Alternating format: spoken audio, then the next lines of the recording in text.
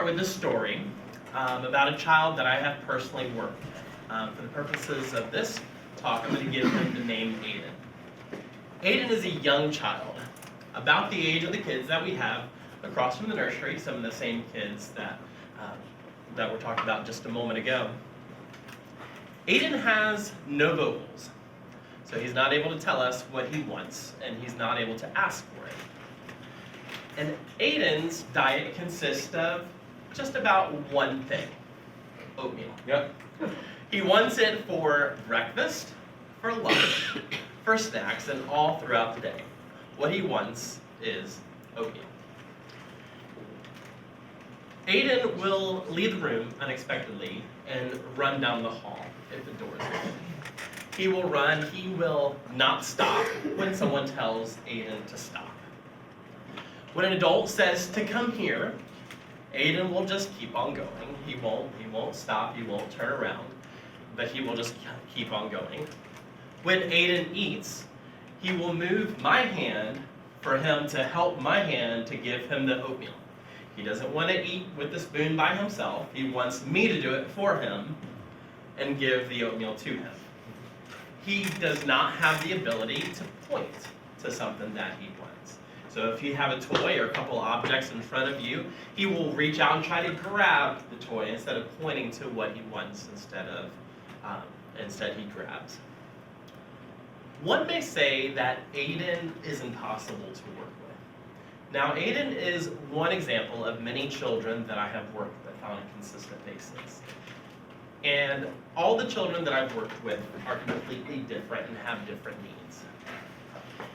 It would also be easy to blame the parents of Aiden, to say, well, they must have done something wrong, when in fact, they have not done anything wrong. It would be easy to yell at Aiden to stop, come here, stop doing that. Or say, no, don't run down the hallway, come here, let's not do that.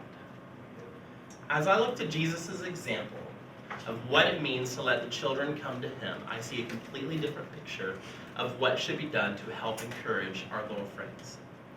Let's explore a different method that we can use of communicating with Aiden and helping Aiden to in turn communicate with us. While Aiden has a diagnosis of autism, there are similar strategies that can be used with all of the kids we work with, from the littlest of the littles to all the way up into youth, and maybe even possibly for some of the parents. Yes, parents like to be reinforced too. Yeah. The number one thing that I would see what we need to do is start with the child. Each child will have different needs and wants. They come from different backgrounds and experiences. And because of these different backgrounds and experiences, they will not fit into one single mold that we may have for them. What works for one child may not work for another child. For one child, they may need a simple small edible at 30-second increments to help to stay engaged in the conversation or in the lesson. But for another child, it could be that at the end of the lesson, that you give them a certain time of reinforcement, maybe some toys at the end to say, hey, great job during the lesson today. Here's some toys that you can play with. So it is essential that we assess all of the motivation that each of the individual kids have. By interacting with the kids, we get to know each and every one of the kids that we work with, to know what it is that they need. As teachers, we are commissioned to know our children. As we get to know our children, we are being Jesus to them. I can only imagine that if Jesus was spending time with children, he would get down on the floor when possible and play with them. A child can want a specific toy, something to eat or drink, or something to watch, something to do, a hug, or even a chance to take a break. When we know what motivates a child, then we can help encourage them to learn what it is that we want them to learn. The primary categories for what motivates any behavior are sensory, or something that by its definition is automatic. It could be something that presses on them to give them some pressure. Escape. Ever have a child who wants to run down the hallway and you're like, oh, where did they go? Attention, which can be either positive or negative attention. A child that wants attention, if you yell at them, that's giving them attention. If you continue to speak to them, that's also giving them attention. Either one will help to encourage even behavior that we would prefer them not to have. Or access to tangibles is another function of behavior, such as maybe a phone. Maybe they want a phone or a toy or something that they can actually grasp and get a hold of. So once the primary motivation of a child is determined, a care plan can be put in place for that particular child. So let's look first at sensory. When a child needs that sensory reinforcement, it is to encourage, we can encourage a positive sensory experience for them. Maybe a hug, maybe some squeezes, the use of a body sock, which I'll demonstrate after today. If you want to spend a couple minutes, I will demonstrate. We have a couple children up there that will gladly put this back on. Or even a weighted lap pad or a vest that can help a child have their sensory needs to be taken care of, so that they can focus when demands are being placed. A child who is spinning or fidgeting or making some type of consistent movements during the class may benefit from having sensory opportunities throughout the class. Another one is escape. We can encourage those who want to escape to ask for a break or to do something else. A child may become overstimulated by loud noises and activities that other children are participating in and need a break from the room. And so we can take them out into the hallway and maybe present a toy, small toy that they can play with in the hallway while they are gathering themselves back up, and then to return to the room to join the room. So be sure that if you do that, you stay near the door, because to keep our two adults in the room at all times, so that we can go back in if necessary and there's an emergency in the room that needs to be dealt with. Another one is attention. When somebody wants attention, we can encourage them by playing up the attention when they do something that's right, when they do something that we want them to do. May sound silly, but even praising a child for staying still or keeping their eyes closed during the prayer will help them to do it again the next time. When you deliver specific reinforcement and praise after a child does what is demanded of them, the child will want to do that particular thing again and again, so that they get reinforced with that behavior. Likewise, if you give a child negative attention for something they do that is considered a negative behavior or something, a maladaptive behavior, which is what we call it, they will more than likely to do that behavior again when we give attention to them. So if it's attention they're looking for, that will happen again. So it's important for those seeking attention that the attention is directed and delivered to them when they do the things that you want them to do, and given immediately. Remember, kids are all different. They have different needs, different desires, and they have different attention spans. Some may be 30 seconds, some may be the full hour before they get reinforced, but it's important to deliver that reinforcement to them. The last one is access to tangibles. We can encourage appropriate asking for an item, like it may mean giving them the exact words that they need to ask for that particular item. If I have a ball in my hand, some of them might just, like Aiden, go and try to grab the ball. Well, we don't want them to do that. So we may encourage them instead to say something like ball. So then at that point, you can also remove that item for a brief period of time and encourage them to say it again independently without your help. Keep in mind that even the small requests can be large requests for certain children, for all children even, especially in a new environment. Imagine if you were to go and hop on a plane and go to a totally new environment that you're not aware of. You don't know the rules, you don't know where things are. Can you imagine what it would be like? In the same way, a new child that comes into our church may feel that way when they come here. They need to be taught what it is that they need and where those things are. So let's keep in mind that commands like come to the table, let's pray, stop doing this, stop doing that, put the toys up, let's put the crayons down, let's walk to the sanctuary, or a similar request may seem small to us, but may be a very big thing to the children that we are working with. So when they do those things that we give demands, we can give them immediate reinforcement for those. Because once again, these are our little friends, and it can be such a huge task. So whenever possible, though, establish their motivation prior to making those transitions.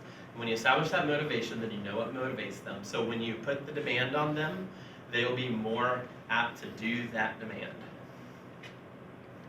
And whenever possible, make the activity itself a lot of fun. Like even cleaning up can be a game. Mm-hmm. Let it be a game, and they can do that. The second one we have is to be ready to demonstrate. Children learn by watching. They're going to watch you, they're going to watch the adults, they're going to watch all the adults in the church. I'm glad to see such a broad range of people here because they're going to watch all the adults that are in the church.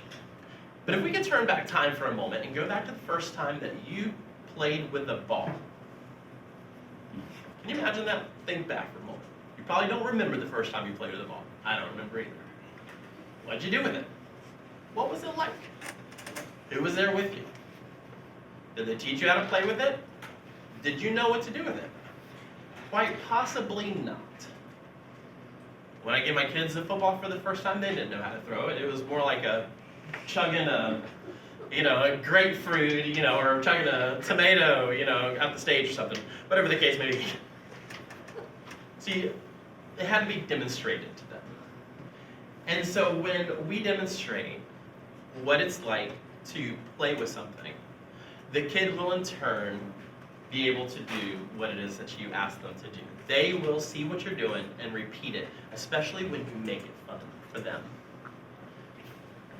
So, going back to Aiden. Aiden only wanted to run away and eat oatmeal because that is simply all Aiden knew. As he progressed, Aiden realized he loves gummies, going to the playground, popping bubbles, and getting tickled.